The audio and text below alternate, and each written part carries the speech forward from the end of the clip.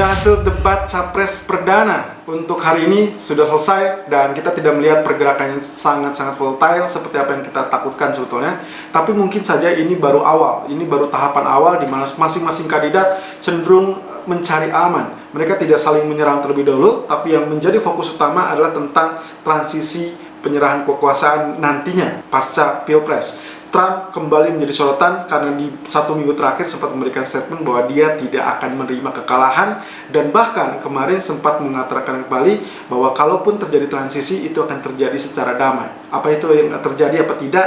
Well, kita masih akan lihat setidaknya dalam 1 bulan ke depan. Nah, agenda dari debat sendiri masih akan terus berlanjut sampai kurang lebih di penghujung Oktober atau menjelang pemilu atau Pilpres di tanggal 3 November mendatang. So, keep it up. Hati-hati dengan segala volatility yang akan terjadi. Kemungkinan saya rasa sangat wajar kedua calon presiden ini akan saling menyerang dalam beberapa pekan ke depan. Nah, kemudian yang menjadi sorotan kali ini bukan emas yang cenderung mengalami kenaikan sejak kemarin, bahkan pagi tadi sempat spike hingga 99, tapi ternyata yang menjadi sorotan adalah Wall Street, di mana dia sempat mencatatkan kenaikan yang cukup signifikan saat debat capres dimulai. Dan pasca debat selesai, justru kenaikan tersebut kembali sirna dan tertutup dengan pola penekanan. Well, tentunya dengan harapan apa yang akan dilakukan oleh kedua capres dan cawapres ini ternyata tidak memberikan outlook ekonomi secara keseluruhan. Tapi kita akan lihat dalam beberapa waktu mendatang.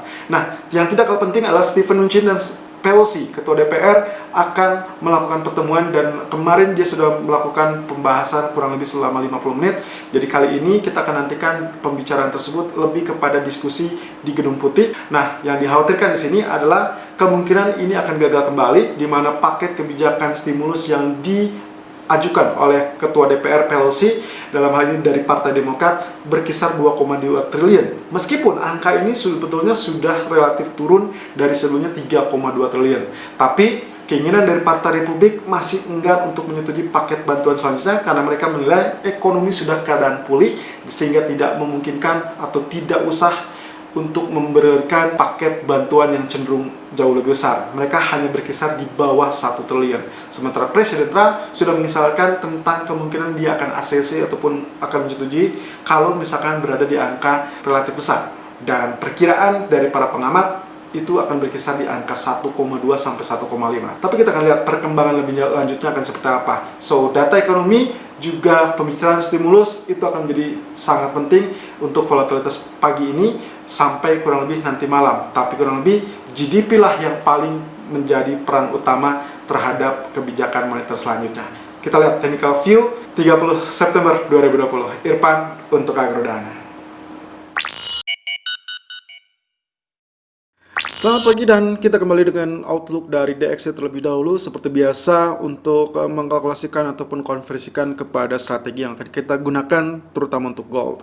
DXY atau indeks dolar sedang mengalami rebound ya kalau misalkan kita lihat, tapi dari candlestick saya ingin mencatat dari sini. Kemarin kita sempat membahas tentang dua formasi ini tentang bearish engulfing. Dan Anda bisa lihat di sini candlestick menunjukkan merah yang artinya bearish candle. Itu artinya berhasil apa yang seperti kita duga. Nah, tapi yang jadi kendala ini masih belum selesai. Apakah ini berupa bearish reversal kah atau memang hanya sekedar pullback? Ya, dimana dalam pekan lalu dia cenderung mengalami penguatan yang cukup signifikan setelah atau pasca keluar dari zona tekanannya. Nah, tentunya areal yang akan kita nantikan adalah di area 93.45. Saya asumsikan ini adalah bagian support terakhir yang harus menjadi konfirmasi bahwa apakah dia akan bearish reversal apa tidak. Kalau dia kembali masuk di dalam zona ini, maka kembali dalam zona tekanan atau bearish reversal. Tapi kalau tidak, berarti kita asumsikan bahwa ini hanya sekedar pullback semata atau yang kita sebut dengan dip dan akhirnya dia akan kembali rebound. Di grafik H4-nya kurang lebih juga lagi-lagi dari apa yang sempat kita kupas dalam 1 minggu terakhir. Apa yang kita inginkan ternyata kita dapatkan kemarin setelah akhirnya tergelincir sampai zona tengah, dan sekarang kita akan lihat potensi ini apakah dia akan melanjutkan ke bawah sebagai wave A atau pola A ya, atau dia akan dipantulkan sebagai wave B. Yang jelas dia sudah berada di zona bawah dari areal tengah.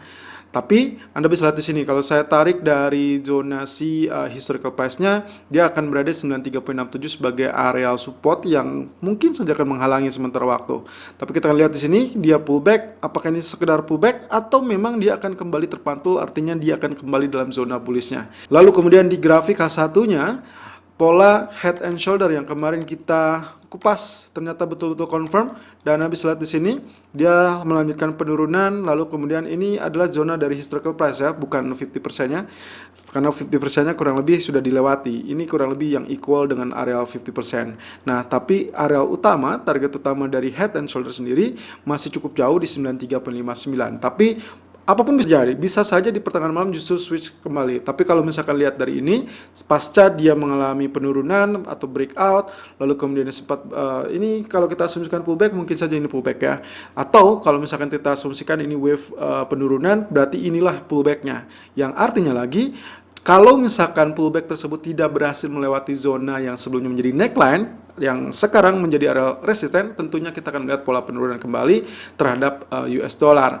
Yang mungkin saja kalau kita korelasikan dengan data ekonomi yang akan dirilis nanti malam terkait dengan GDP, maka kemungkinan potensi ini bisa saja terwujud adalah pelemahan terhadap US dollar. Technical view gold 30 September 2020 per jam 10:33 waktu Indonesia bagian barat. High 1899.10 dan low 1887.60. Running price tertahan di 1889.40. Dan selamat untuk Anda yang berhasil memanfaatkan situasi kemarin karena dia betul-betul spike nyaris menyentuh 1900, hanya saja selisih sekitar 1 atau 2 poin ya, karena dia terhenti di 98.80.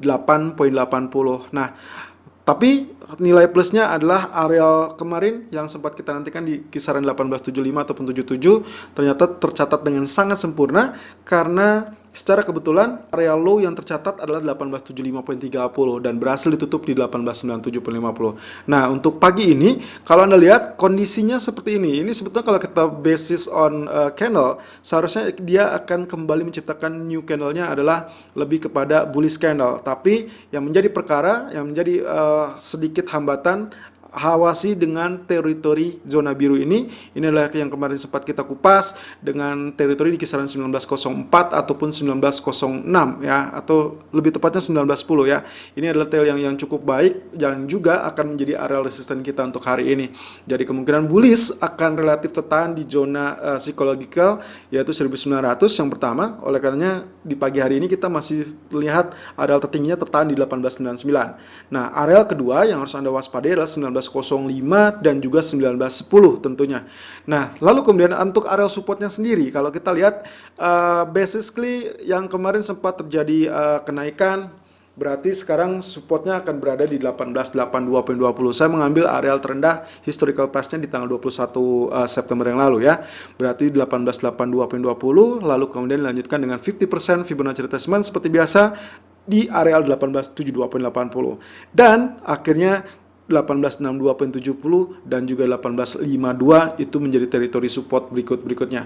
Nah, tapi yang jadi kendala adalah data ekonomi nanti malam bisa saja akan membuat volatility akan sangat besar, termasuk juga statement-statement yang akan dilontarkan dari kedua kandidat pasca debat capres perdana ini. Atau bahkan yang paling kita nantikan adalah tentang negosiasi antara Steven Mnuchin, Menteri Keuangan, dan juga Ketua DPR Pelosi. Di grafik keempat, ini adalah teritori yang kemarin juga sempat kita perkirakan dari areal double bottom, lalu kemudian target kita adalah di areal biru persis sama, lalu kemudian dia peaknya masih nempel di area tersebut.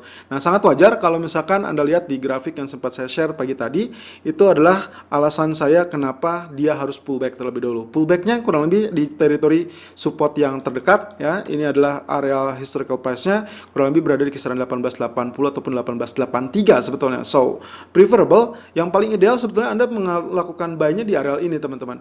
Ya, di 1883 ataupun 1885. Tapi tadi pagi saya cenderung mengambil area yang cukup singkat, yang cukup ringkas, kurang lebih areal yang lebih dekat di kisaran 1885 ataupun 1887.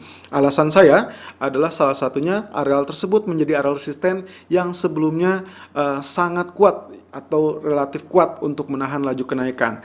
Oleh karenanya 1885, 1887 saya rasa cukup untuk melakukan strategi buy setidaknya untuk short term ataupun intraday, sampai setidaknya kita harus awasi kembali, update kembali di pertengahan malam akan terjadi dengan rilis data ekonomi. Nah, di grafik H1-nya ini salah satu alasan yang paling kuat untuk mengakibatkan kenapa saya cenderung memilih area 1885, 1887 ketimbang 1880 ataupun 1893. Ya, sekali lagi area 1880 ataupun 1883 adalah area idealnya kalau kita berbasis dari grafik H4 yang tadi kita kupas. Alasannya ini adalah area biru ini ya. Kalau dilihat dari H1 sebetulnya yang paling ideal lagi adalah di 1875 ataupun 1877, kembali ke zona awal di mana dia sempat menjadi area resisten pula. Nah, tapi Anda bisa lihat di sini. Saya mencoba menarik garis trendline meskipun ini sudah ditembus ya sebetulnya. Kita bisa abaikan sebetulnya karena ini bisa jadi teritori penurunan lanjutan. Jadi hati-hati, bisa saja ini harusnya Anda akan mendapatkan pola penurunan lebih dalam. Tapi di sini ada zona support yang terdekat. Nah, inilah kurang lebih zonanya 1885 ataupun 1887.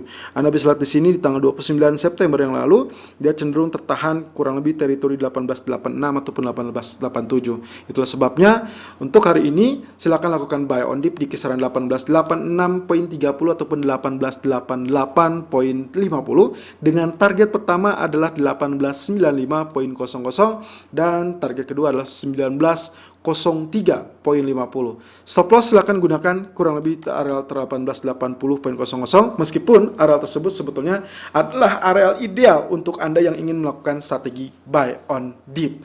Kita akan lihat dari update berita nanti malam akan seperti apa. So, hati-hati, selalu gunakan stop loss dan risk management sesuai dengan equity dan strategi trading Anda. Irfan untuk Agrodana.